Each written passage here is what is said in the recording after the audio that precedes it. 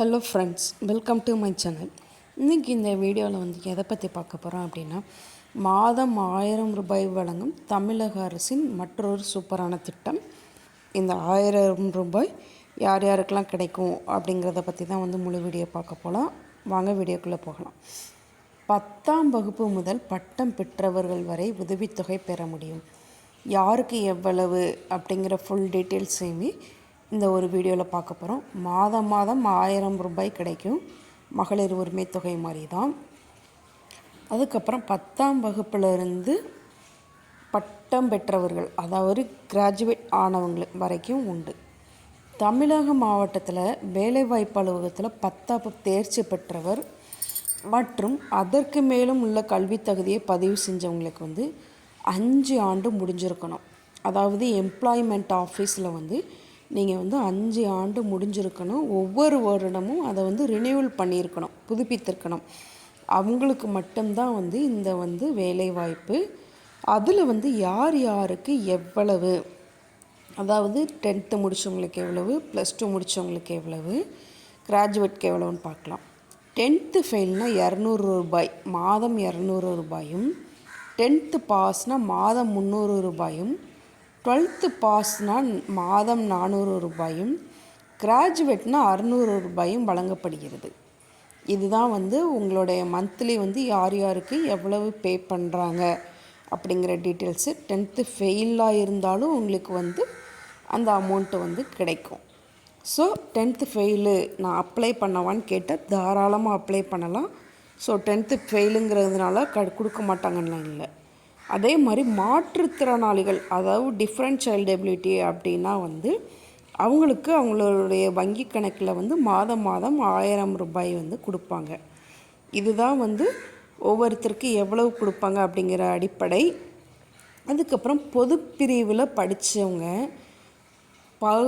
பள்ளியுடைய இறுதி வகுப்பு முடித்தவங்களுக்கு 200 ரூபாயும், இறுதி வகுப்பு தேர்ச்சி பெற்றவர்கள் முடிக்காதவங்களுக்கு 200 ரூபாய், தேர்ச்சி பெற்றவங்களுக்கு 300 ரூபாயும் கொடுக்குறாங்க.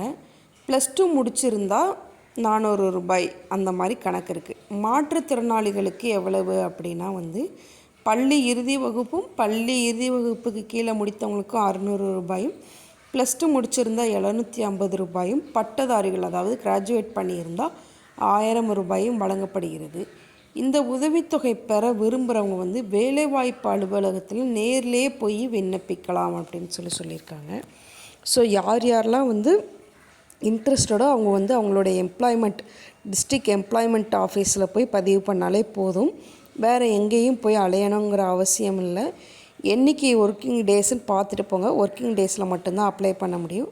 ஸோ அப்போ அதுக்கு என்ன ரீசன் சொல்லியிருக்காங்க அப்படின்னா கடந்த டிசம்பர் மாதத்துக்குள்ளே நீங்கள் 5 ஆண்டு பூர்த்தி செஞ்சுருக்கணும். எம்ப்ளாய்மெண்ட் ஆஃபீஸில் பதிவு பண்ணி 5 வருஷம் ஆயிருக்கணும்.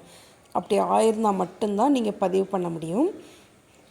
அதுக்கப்புறம் ஆதி திராவிட மற்றும் பழங்குடியினருக்கு 45 வயசுக்குள்ளேயும், மற்ற பிரிவினர்கள் 40 வயதிற்குள்ளேயும் இருக்க வேண்டும் அப்படின்னு சொல்லி ஒரு ரூல்ஸ் அண்ட் ரெகுலேஷன் போட்டிருக்காங்க. இந்த வயசுக்குள்ளவங்க மட்டும்தான் அப்ளை பண்ண முடியும் அப்படின்னு.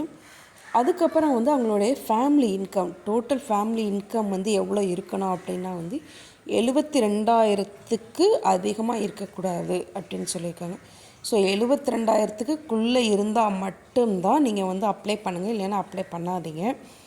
இன்கம் சர்டிஃபிகேட் நீங்கள் கண்டிப்பாக அதில் சப்மிட் பண்ணுற மாதிரி இருக்கும். ஸோ நீங்கள் 72,000 ரூபாய்க்குள்ளே இருந்தது அப்படின்னா அப்ளை பண்ணுங்கள்.